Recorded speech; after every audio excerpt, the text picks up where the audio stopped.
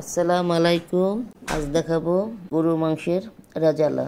এখানে আমি 2 চা চামচ ধনিয়া, 1 চা চামচ নিয়েছি মৌরি, 2টা জয়ত্রী, 7-8টা এলাচ, জয়ফল 1টা, 7-8টা লং, তেজপাতা 1টা, দারচিনি 1 টুকরা নিয়ে আমি ভালো করে এগুলি তেলে গুঁড়া করে নিয়েছি রোস্টের জন্য। আর এখানে আমি পেঁয়াজটা একটু পানিতে একটু বলক দিয়েছি, দুই একটা বলক আনার পরে পেঁয়াজটা আমি নামিয়ে পানিটা ঝেড়ে এখানে আমি ব্লেন্ডার করে নিয়েছি পেঁয়াজটা। এখানে আমি গরুর মাংস নিয়েছি প্রায় 2.5 কেজি। এখানে প্রায় প্রথমে আমি 1 কাপের মতো বাটিতে আমি টক দই ঢেলে নিয়েছি। আর এই মগে আমি 1 মগ, মোট আমি 2 মগ টক দই নিয়েছি। এখানে ভালো করে আমি ফেটে তারপরে আমি মাংসতে ঢেলে দিলাম।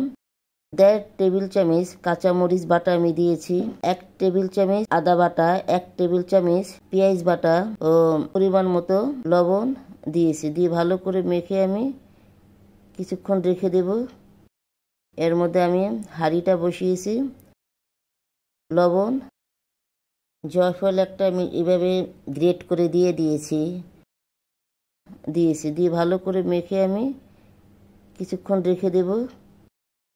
আমি হাঁড়িতে ঘি এবং তেল দিয়েছি, কিছু গোটা গোলমরিচ, 4 থেকে 5টা শুকনা মরিচ, কালো এলাচও আমি নিয়েছি একটা। নেড়েচেড়ে আমি যে পেঁয়াজ বাটাটা দিয়ে দেব। একটু নেড়ে চেড়ে ভালো একটু কষিয়ে পরে আমি এই মাংসটা দিয়ে দেব।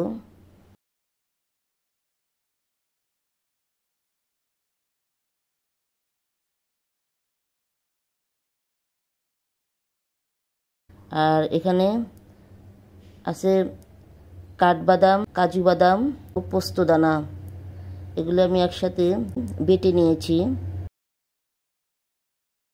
দিয়ে একটু নেড়েচেড়ে আবার ঢাকনাটা দিয়ে দেবো। ঢাকনাতে প্রায় 20 মিনিটের পরে আবার আসবো, 20 থেকে 25 মিনিট পরে আবার ভালো করে নেড়ে ভালো করে কষিয়ে এখানে আবার আমি দুধ দিয়ে দিব, প্রায় 2 কাপ দুধ দিয়ে আবার নেড়ে চেড়ে আবার এখানে কষিয়ে একবার পানিটা শুকিয়ে গেলে এখানে আমি আবার জয়ফল জয়ত্রী যে রাজালার মশলাটা আমি করেছি প্রায় 2 চা চামচ, এটা আমি দিয়ে দেব। এর মধ্যে সামান্য পরিমাণ কেওড়ার জল ও গোলাপ জল ওঠানোর আগে দিয়ে দেব। বাস আমার হয়ে গেল গরুর মাংসের রাজালা। ধন্যবাদ।